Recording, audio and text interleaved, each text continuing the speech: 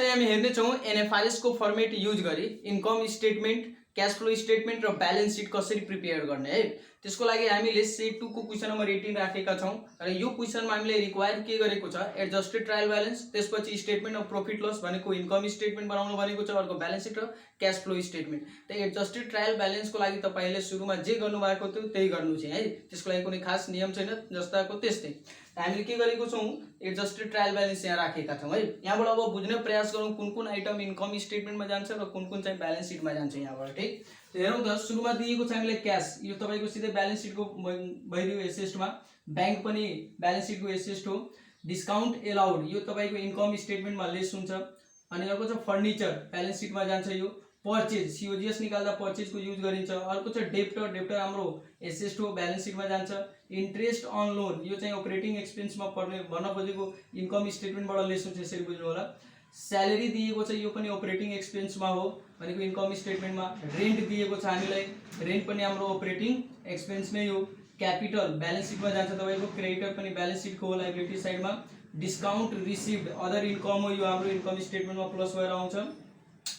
अर्को छ सेल्स, त सेल्स दिएको छ भने इन्कम स्टेटमेन्टको भइहाल्यो र बैंक लोन दिएको छ, यो चाहिँ हाम्रो लायबिलिटीज भइदियो। अब यसपछि एडिशनल इन्फर्मेसन हेरौँ है। एडिशनल इन्फर्मेसनमा हामीले दिएको छ क्लोजिङ स्टक, त क्लोजिङ स्टक भन्ने बित्तिकै एसेस्ट हो तपाईको। अनि अर्को कुरा सीओजीएस निकाल्दा त्यो क्लोजिङ स्टक युज हुन्छ, त यो बुझ्नु होला। यसको ट्रिटमेन्ट हामीले पहिला जे स्टडी गरेको त्यही हुन्छ। अर्को कुरा यो केहीसँग माथि रिलेटेड छैन, सो दुवै साइडमा हामी हेरेका छौं। र अर्को एउटा वे के पनि हुन्छ भने सीओजीएस रेकर्ड गरेर पनि हामी एडजस्टेड ट्रायल ब्यालेन्स बनाउन सक्छौं है। त यहाँ चाहिँ त्यस्तो कुनै नियम छैन कि हामीले सीओजीएस गर्नु नै पर्छ भनेर, जरुरी छैन, पहिलाको रुल एप्लाई गर्दा नि भयो।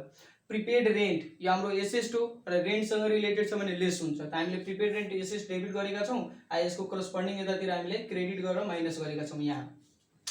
त्यसपछि आउटस्ट्यान्डिङ इन्ट्रेस्ट, इन्ट्रेस्टसँग जोडेर हेराउनु होला। अनि अर्को यो त लायबिलिटी साइडमा भयो र इन्ट्रेस्टसँग सम भएर आउँछ, ठीक छ, ओके।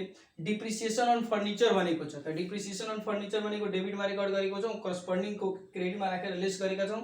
अर्को यो एसेस्टबाट घट्छ। कुनै बेला तपाईलाई डिप्रिसिएसन अन फिक्स एसेस्ट भनिदिन्छ है, र फिक्स एसेस्ट माथि डाइरेक्ट फिक्स एसेस्ट भनेर दिएको हुँदैन, त त्यहाँ त्यो बेला तपाईले के केयर गर्नुपर्छ, डिप्रिसिएसन अन फिक्स एसेस्ट भनेको छ र माथि फिक्स एसेस्ट त्यस्तो डाइरेक्ट टाइटल दिएको छैन भने तपाईलाई दिन सक्छ त्यहाँ ल्यान्ड बिल्डिङ फर्निचर हो, त त्यो ल्यान्ड बिल्डिङ र फर्निचर जतिवटा दिएको छ सबको भ्यालु जोड्नु होला।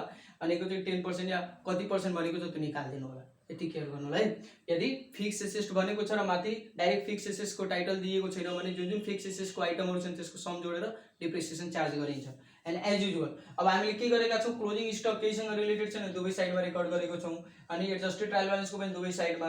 प्रिपेड रेन्ट डेबिट हुन्छ, डेबिट गरेको छौं, यहाँ पनि एडजस्टमेन्टमा डेबिट गरेको छौं। आउटस्ट्यान्डिङ भन्ने बित्तिकै क्रेडिट हुन्छ हैन, त शेयर गरेको छौं, यहाँ पनि शेयर गरेको छौं। र डिप्रिसिएसन फर्निचरमा डेबिट गरेको छौं, यहाँ पनि डेबिट हुन्छ भनेको एडजस्टमेन्टको डेबिटको पोइन्ट डेबिटमा रहन्छ, यता एडजस्टेडको क्रेडिटको पोइन्ट क्रेडिटमा रहन्छ। त्यसपछि माथिको आइटमहरु हामीले हेरायौं अनि एड लेस गरिसकेपछि अल टुगेदर गर्दा हाम्रो 13,10,000 यसरी टोटल आएको छ। त यो जस्ट हामीले किन राख्यौं, त यो त हामीले पहिला नै बुझिसकेको छौं, यो खाली क्वेशन क्लियर गर्नको लागि। यहाँबाट के कुराहरु हामी इन्कम स्टेटमेन्टमा प्लट गर्छौं, त्यसपछि ब्यालेन्स सिटमा गर्छौं, यो क्लियर गर्नु होला यो। अब यसपछि हामी एनएफआरएस को फर्मेट युज गरी इन्कम स्टेटमेन्ट प्रिपेयर गर्ने छौं, यही क्वेशनको यही टेबलको है, क्लियर गर्नु होला। ल त्यो हेरौं। अब एनएफआरएस को फर्मेटबाट इन्कम स्टेटमेन्टलाई हामी यहाँ राखेका छौं है। जसरी हामीले पहिला एड लेस गरेका थियौं, इन्कमहरुलाई जोड्नु छ र एक्सपेन्सेसलाई लेस गर्नु छ, हो यहाँ पनि त्यसै नै गर्नु छ। फरक के हुनेछ, तपाईले यहाँ एड लेस लेखिरहनु पर्दैन, सिधै लेस गर्नु छ भने ब्र्याकेटमा अमाउन्ट राख्दिनु होला, त्यो लेस बुझिन्छ है। र यसको लागि तपाईले वर्किङ नोट बनाउनु पर्छ, सबै नोट्समा गर्नुपर्छ। जति पनि रफ सफ गर्नु छ तपाईले, जति पनि हामी आइटमहरु रेकर्ड गर्दै त्यो सबै नोटमा गर्नुपर्ने हुन्छ। त हेर्नु होला कसरी रेकर्ड, पहिला सुरुमा रेकर्ड गर्नुपर्ने हुन्छ रेभेन्यू फ्रम अपरेसन। अनि त्यसको लागि मैले नोट 1 बनाएको छु, यहाँ छ रेभेन्यू फ्रम अपरेसन, यसमा सेल्स भनेर 5 लाख छ, सो 5 लाख रेकर्ड गर्दिनु होला। त्यसपछि छ कस्ट अफ गुड्स सोल्ड, त सीओजीएस त दिएको थिएन, त्यस निकाल्नु पर्ने हुन्छ। त कस्ट अफ गुड्स सोल्ड को लागि नोट 2 हेर्नु होला। पर्चेज, यहाँ यो क्वेशनमा हामीले पर्चेज दिएको छ र क्लोजिङ स्टक दिएको छ। वेजेस दिएको भए जोडिन्थ्यो, यसमा वेजेस पनि आउँथ्यो, केही गरी क्यारिएज छ भने आउँछ। पहिला जसरी हामीले कस्ट अफ गुड्स सोल्ड को पढेको छौं फर्मुला त्यही कुराहरु। त यहाँ चाहिँ सिधै पर्चेज र क्लोजिङ स्टक दिएको छ, त पर्चेजबाट क्लोजिङ स्टक घटाइदिनु होला, कति आउँछ त 1,50,000 आउँछ। सिधै सीओजीएस 1,50,000 भनेर माइनसमा हेराउनु होला, यहाँ माइनस लेख्नु पर्दैन, सिधै हम माइनस गर्दिनु होला। अनि त्यो गरिसकेपछि रेभेन्यूबाट सीओजीएस घटाइसकेपछि ग्रस प्रॉफिट आउँछ, जुन चाहिँ हामीले यहाँ 350 भनेर राखेका छौं। अब चाहिँ अदर इन्कम जोड्नु पर्ने हुन्छ। त अदर इन्कम यहाँ हेर्नु त, अदर इन्कमको लागि नोट 3 यसमा के थियो त, डिस्काउन्ट रिसिभ क्रेडिट साइडमा 10,000 दिएको थियो हो, त्यो 10,000 अब यहाँ सिधै अदर इन्कम भनेर 10,000 राख्नु होला। अर्को ऑपरेटिङ एक्सपेन्सेसलाई लेस गर्नु छ। त ऑपरेटिङ एक्सपेन्सेसको लागि हामी नोट 4 राखेको छौँ। यहाँ सबै नोटमा गर्नुपर्ने हुन्छ, जति पनि यो छ आइटमहरु रिगार्डिङ सबै नोटमा गर्नुहुन्छ अनि फिक्स भ्यालु सिधै त्यहाँ राख्ने। त ऑपरेटिङ एक्सपेन्सेसमा यो क्वेसनमा हामीलाई स्यालेरी दिएको थियो, रेन्ट दिएको थियो, रेन्टसँग इन्फर्मेसन थियो प्रिपेड, त रेन्ट टोटल थियो 52,000 र प्रिपेड थियो 4,000, त घटाउनु पर्छ, सो 48,000 आउँछ। डिप्रिसिएसन दिएको थियो हामीलाई फर्निचरमा, त त्यो डिप्रिसिएसन छ 50,000 र डिस्काउन्ट एलाउड दिएको थियो डेबिट साइडमा 6,000 है। त भनेपछि अल टुगेदर गरिसकेपछि हाम्रो 164,000 आउँदैछ ऑपरेटिङ एक्सपेन्सेस। यो त लेस गर्ने हो, त यहाँ हामीले के गरेको छौँ, ऑपरेटिङ एक्सपेन्सेस नोट 4 भनेर 164,000 लाई लेस गरेर हेरेको छौँ। यहाँ लेस लेख्नु पर्दैन। अब यसरी अब 350 प्लस 10 360, 360 बाट तपाईँ 164 घटाइदिनु होला। अब जति आउने छ त्यो हाम्रो प्रॉफिट फ्रम अपरेसन आयो, प्रॉफिट फ्रम अपरेसन है, अथवा profit before interest and tax भनेर के। अनि त्यसपछि अब फाइनली अब के गर्नु होला, त्यो आइसकेपछि फाइनान्स कस्ट भनेको तपाईको इन्ट्रेस्ट एक्सपेन्सेसहरु छ भने त्यसलाई लेस गर्नुपर्ने हुन्छ। त यहाँ त फाइनान्स कस्टमा के छ, इन्ट्रेस्ट छ लोनमा र यससँग इन्फर्मेसन थियो बाहिर आउटस्ट्यान्डिङ भनेर। त हाम्रो इन्ट्रेस्ट लोन भित्र थियो 7,000 र आउटस्ट्यान्डिङ चाहिँ 5, त भनेपछि दुवै जोड्नुहुन्छ भने 12,000 हो। त्यो हेराइदिनु होला, फाइनान्स कस्टमा नोट 5 भनेर 12,000 यो पनि लेस हुन्छ। यो घटाइसकेपछि हाम्रो अब आयो के, इन्कम आफ्टर इन्ट्रेस्ट। अब केही गरी ट्याक्स छ भने त्यो ट्याक्स लेस गर्नुपर्ने हुन्छ हैन। अब छैन भने सिधै यही हाम्रो नेट इन्कम भयो। त यो क्वेसनमा तपाईको ट्याक्स छैन, त यही हाम्रो नेट इन्कम आफ्टर ट्याक्स भयो। केही गरी ट्याक्स हुन्थ्यो भने फेरि त्यो आउँथ्यो के त, इन्कम ट्याक्स भनेर, त्यसको लागि नोट बनाउनु पर्दैन, एउटै रहन्छ त्यो। अनि माइनस गरेर सिधै अब जुन भ्यालु आउने छ त्यो चाहिँ हाम्रो नेट इन्कम आफ्टर ट्याक्स, जुन चाहिँ हामीले पहिला गरेको हो। फरक मात्र के छ, सब कुरा त त्यही हो हैन। फरक यो छ कि पहिला हामी एडलेस लेख्थ्यौं, त्यो लेख्नु परेन। अर्को कुरा हामी सब भित्रै प्लटिङ गर्थ्यौं, अब चाहिँ त्यो गर्नु पर्दैन, बाहिर चाहिँ सबै वर्किङ नोट बनाएर फिक्स भ्यालु राख्नु होला। अर्को हामीले गरिराथ्यौं छुट्टै छुट्टै हेडिङ छुट्याएर, जस्तै जनरल एन्ड एडमिनिस्ट्रेटिभ एक्सपेन्सेस भनेर लेखिराथ्यौं, त्यो यहाँ लेखिरहनु पर्दैन। हामीले त्यही पनि कुरा गरेका थियौं कि तपाईले सिंगल फर्मेट, त्यो सिंगल स्टेप फलो गर्दा नि हुन्छ, मल्टिपल गर्दा नि हुन्छ। चोइस इज योर भनेको त्यो फिक्स छैन, कुन गर्ने मतलब एकदम कम्पलसरी छैन तपाईले के। त्यसले चाहिँ के गरिदिएको छ तपाईलाई, त्यो एडमिनिस्ट्रेटिभ र जनरल नभनिकन एकैचोटी अपरेटिङ भनिदिएको छ के। अरु त सब त्यही हो नि त हो। त यसरी तपाईहरुले बनाउनु पर्ने हुन्छ। जुनसुकै क्वेशन एनएफआरएस बाट बनाउँछ यो त्यो इन्कम स्टेटमेन्ट भने यसरी नै बनाउनु हुन्छ है तपाईहरुले, वर्किङ नोट बनाएर। अब चाहिँ हामी हेर्छौं ब्यालेन्स शीट, यही क्वेशनको त्यो हेरौं। अब ब्यालेन्स शीट है, त ब्यालेन्स शीट हामीले गरिसकेको छौं र डिस्कस गरिसकेका थियौं पहिला पनि। त्यसमा करेन्ट नन करेन्ट भनेर आउँछ हैन, current assets non current assets, त्यसपछि तपाईको current liabilities non current liabilities र अर्को इक्विटी सेम हो। अब तपाईले पहिला लायबिलिटीज साइडलाई हेराउनु चाहे एसेट साइडलाई हेराउनु फरक पर्दैन है। यो हामीले के गरेको छौं, पहिला एसेट टु लायबिलिटीज आएको छौं, तपाई पहिला लायबिलिटीज हेराउँदा पनि फरक पर्दैन, पुरा त्यही हुन्छ है। हामीले के गरेका छौं त्यो हेर्नु होला। यसमा पनि नोटै बनाउनु पर्ने हुन्छ, एनएफआरएस को फर्मेटमा चारैतिर नोट बनाउनु पर्ने हुन्छ तपाईहरुले। त के भयो, नन करेन्ट एसेट्स नोट 1 मा हेर्नु होला। नोट 1 यहाँ छ, नन करेन्ट एसेट्स मा हाम्रो फर्निचर थियो, त्यसमा डिप्रिसिएसन छ, लेस गरिदिनु होला है। कुनै बेला एकुमुलेटेड डिप्रिसिएसन पनि भित्रतिर दिएको हुन्छ, त त्यो पनि यसैबाट लेस गर्नुपर्ने हुन्छ। यो वर्षको डिप्रिसिएसन र एकुमुलेटेड डिप्रिसिएसन दुवै यहाँ लेस गर्नुपर्ने हुन्छ। त त्यो गरिसकेपछि 150 आएको छ, सिधै 150 राखिदिनु होला। अब नन करेन्ट एसेट्स मा तपाईको के पर्छ त, त्यो सबै जुन हामीले लेखिरहेको थियौं, प्रोपर्टी प्लान्ट इक्विपमेन्ट त्यो वाला परिहाल्छ यसैमा। इन्भेस्टमेन्ट भन्ने जुन थियो त्यो पनि यसैमा परिहाल्छ नन करेन्ट एसेट्स मा है, केयर गर्नु होला। त्यसपछि भन्नु खोजेको करेन्ट बाहेक सब यसमा पर्छ। त्यसपछि हाम्रो करेन्ट एसेट्स राखेका छौं 2 मा। त नोट 2 हेर्नु होला। करेन्ट एसेट्स मा हाम्रो यो क्वेशनमा क्याश थियो 3 लाख, बैंक थियो 350, डेब्टर थियो 80,000, केही गरी ब्याड डेट दिएको छ भने लेस गर्नुपर्छ, तर थिएन यसमा। प्रिपेड रेन्ट दिएको थियो बाहिर एडिशनल इन्फर्मेसनमा 4,000 र क्लोजिङ स्टक बाहिर दिएको हुन्छ 50,000 है। त यो अल टुगेदर गर्दा 784,000 आउँछ। त हामीले सिधै के गर्यौं, करेन्ट एसेट्स भनेर नोट 2 784 कहाँबाट आयो, यहाँबाट आएको छ। अब यो टोटल गरिदिनु होला, टोटल एसेट्स। अब यसमा तपाईले मिसलेनियस दिएको छ भने त्यसको तपाईले छुट्टै राख्न सक्नुहुन्छ, हैन भने तपाई यो करेन्टमा जोडेर हेराउँदा पनि फरक पर्दैन। तर तपाईले के गर्नु होला कि करेन्टमा नराखी त्यसलाई छुट्टै हेराउनु होला है, मिसलेनियस एक्सपेन्सेस छ भने। र हैन हामी दुईटै फर्मेट युज मतलब दुईटै युज गर्छौं भने नन करेन्ट या करेन्टै मात्र राख्नु छ भने तपाईले त्यो मिसलेनियसलाई नन करेन्टमा हाल्दिनु होला, भनेको करेन्ट बाहेक सबै नन करेन्ट यसमा हाल्दिनु होला, ठीक छ। यो भइहाल्यो। अब चाहिँ लायबिलिटी साइडमा हेरौँ, त शेयर होल्डर इक्विटीज पहिला हेराउनु पर्यो, त्यसको लागि नोट 3 हेर्नु होला। त यो क्वेशनमा तपाईको क्यापिटल दिएको छ 6 लाख र अर्को कुरा यसमा जुन हामीले भर्खर प्रॉफिट लस अकाउन्ट बनायो त्यहाँबाट नेट इन्कम आएको थियो यस त हामीले नेट इन्कम कुन लिने त आफ्टर डिस्ट्रिब्युसन अफ डिभिडेन्ड याद राख्नु होला त यहाँ त रिटेन अर्निङ बनाउन भनेको थिएन किनभने कारण यो छ कि यसमा डिभिडेन्ड पेड पनि दिएको थिएन त केही गरी मानिदिउँ रिटेन अर्निङ बनाउन भनेको छैन तर पनि डिभिडेन्ड पेड दिएको छ भने तपाईले के गर्नुपर्छ त्यो नेट इन्कम निकालेर जुन हामीले सेकेन्ड फर्मेट बनाएको थियौँ हैन statement of profit loss net income निकालेर त्यहाँबाट त्यो डिभिडेन्ड घटाउनु पर्थ्यो अनि जुन अब एमाउन्ट आउँथ्यो त्यो एमाउन्ट यहाँ आउँथ्यो है तर यो केसमा के छ तपाईको डिभिडेन्ड सिभिडेन्ड केही दिएको छैन सो हामीले सिधै नेट इन्कम राखिदिएको छौँ 184,000 जुन कि सेकेन्ड कोलमबाट हामीले निकालेको थियौँ यो टोटल जोड दिनुहुन्छ भने 74,000 आउँछ त्यो चाहिँ शेयर होल्डर इक्विटी हो जुन कि हामी नोट 3 को लागि यहाँ राखेका छौँ अब लाइबिलिटीजमा त लाइबिलिटीमा पनि नन करेन्ट भनेको के पर्छ त त्यो सबै सेक्वेयर लोनहरु परिहाल्यो तपाईको हैन अनसेक्वेयरहरु परिहाल्यो सबैसँग परिहाल्छ नन करेन्टमा त्यो के भनेको छ 12% बैंक लोन हामीले दिएको थियो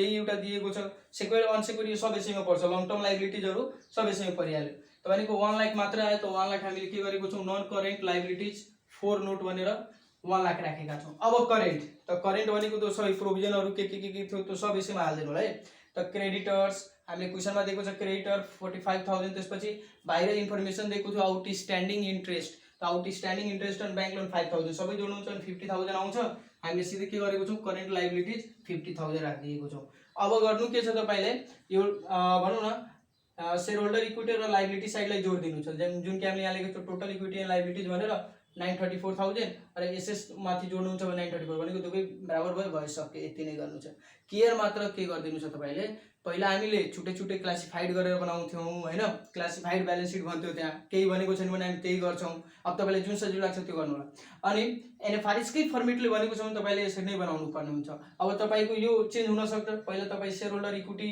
अथवा भनौं न पहिला लायबिलिटी साइड पनि तपाईले शो गर्न सक्नुहुन्छ त्यसपछि एसेट लेख्न सक्नुहुन्छ हैन एसेट र त्यसपछि लायबिलिटी जुन गर्नु छ गर्न मिल्छ अर्को कुरा यसमा तपाईले नोट बनाउनु पर्ने हुन्छ है एनएफआरएस को फर्मेटमा नोट बनाउनु नै पर्छ तपाईले यसरी जति पनि रफ सफ गर्नु छ सबै नोटमा गर्नु होला अनि त्यो नोट 1 नोट 2 नोट 3 भनेर त्यो भ्यालु सिधै अल टुगेदर जुन भ्यालु आउने छ त्यो हाल्दिनु होला कम समय लाग्छ त्यसै सब अब चाहिँ यसको फोर्थ को requirement cash flow statement by NFRS त्यहाँ पनि नोटै बनाउनु पर्ने हुन्छ अब सब फर्मेट त्यही हुन्छ त्यो हेरौँ अब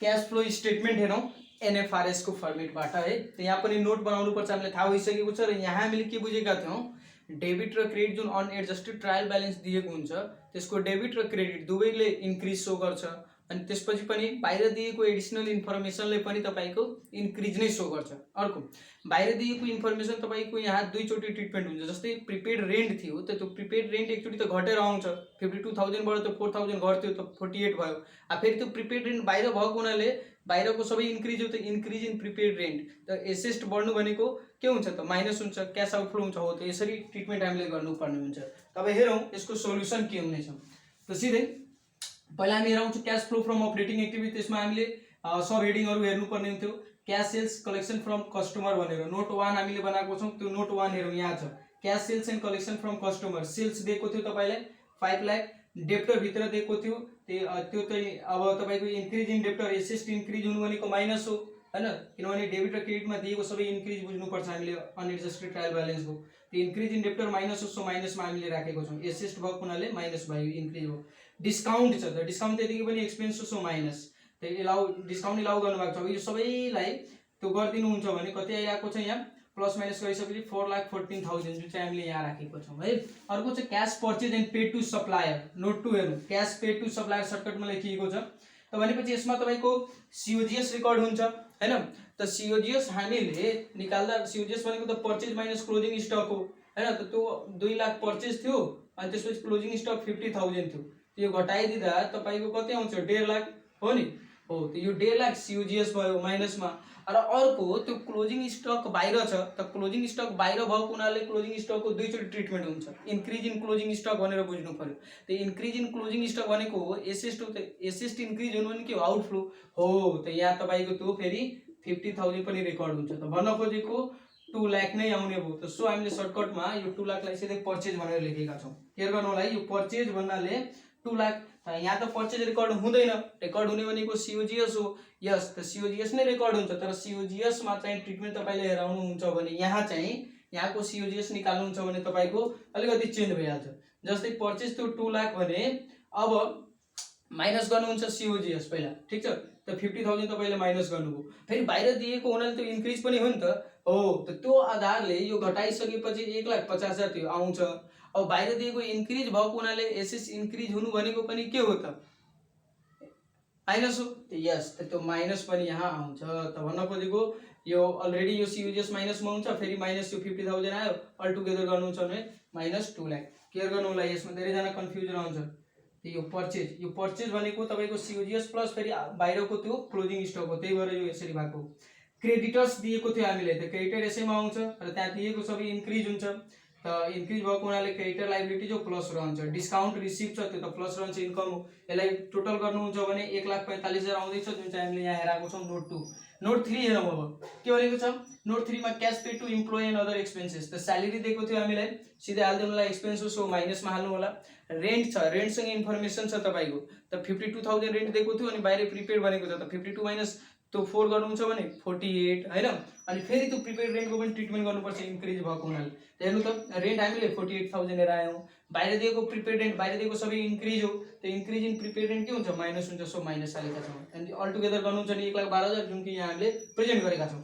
अब नोट 4 हेरौँ, इन्ट्रेस्ट पेड। इन्ट्रेस्ट पेडमा पनि तपाईँको एउटा भित्र इन्ट्रेस्ट दिएको छ, अर्को बाहिर पनि दिएको छ आउटस्ट्यान्डिङ। त भनेको भित्र दिएको थियो 7,000, बाहिर दिएको छ 5,000, त अल टुगेदर जोड्नु होला कति भयो, 12,000। त त्यो 12,000 र फेरि बाहिरको एकचोटि अझै ट्रिटमेन्ट गर्नुपर्छ। हेर्नु होला, इन्ट्रेस्ट अन लोन पहिला त 12,000 भयो, जुन कि एडजस्टेड ट्रायल ब्यालेन्समा थियो हाम्रो एमाउन्ट, त्यो वाला एमाउन्ट। अनि फेरि बाहिरको पनि हामीले के गर्नुपर्छ, ट्रिटमेन्ट गर्नुपर्छ।